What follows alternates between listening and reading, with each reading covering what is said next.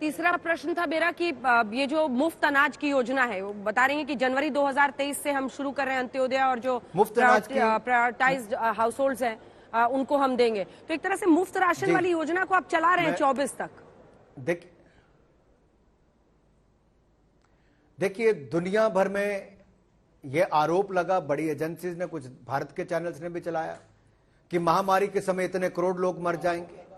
मैं आज गर्व के साथ कह सकता हूं, मोदी जी के नेतृत्व में जहां 220 करोड़ वैक्सीन मुफ्त में लगाने का काम किया, 30 करोड़ वैक्सीन दुनिया के 101 देशों को देने का काम किया, 190 देशों को हमने पीपी किट से लेकर दवाइयां देने का काम किया, वहीं पर भारत के 80 करोड़ लोगों को महामारी के साथ साथ भूखमरी से बचाने का काम भी किया और 3 साल तक दिया, 4 लाख करोड़ खर्च किया, गरीब की जान बचाई है, कोई बुरा काम नहीं किया।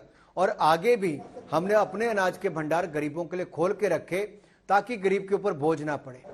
और मुझे लगता है इसमें किसी को कोई प्रश्न चिन्ह नहीं उठाना चाहिए।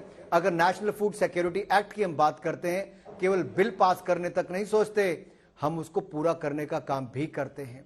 आज भारत, जहां दुनिया भर में अनाज का संकट था, लेकिन भारत ने अपने अनाज के भंडार भी भरे, अपने गरीबों को अनाज देने का काम किया, तो दुनिया के संकट में भी आज हम एग्रीकल्चर एक्सपोर्ट करने का काम भी कर रहे हैं। तो हमने अपने गरीबों का ध्यान से लेकर देश का भी ध्यान उस पर रखा है और इसको बिल्कुल भी चुनाव से जोड़कर नहीं देखना चाहिए। हमारी सरकार गरीबों के कल्याण के लिए थी, जो सबसे ज्यादा गूंज रहे थे अनुराग जी, ठीक है, ठीक है, 2 मुद्दे, एक तो बेरोजगारी, एक महंगाई। क्या किया आपकी सरकार ने महंगाई पर नियंत्रण पाने के लिए? इस बजट में क्या सोचा गया है?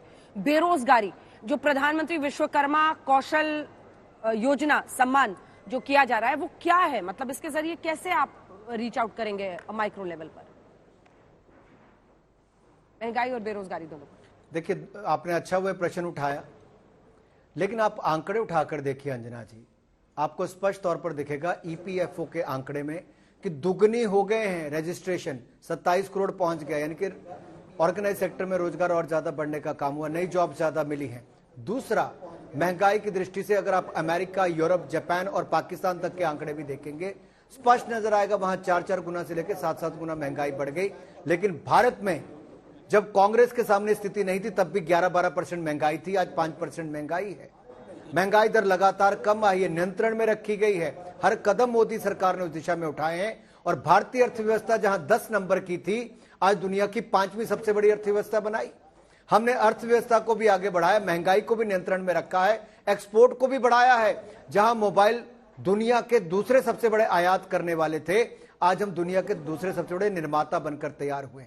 जहां 7,500 करोड़ रुपए का निर्माण होता था, आज 2 लाख करोड़ रुपए तक का मोबाइल मैन्युफैक्चरिंग होती है। मैं आपको कई आंकड़े दे सकता हूं।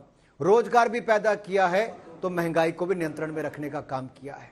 और ये आंकड़े बोलते हैं, मेरे नहीं, आईएमएफ से लेकर आरबीआई तक के आंकड़े बोलते हैं।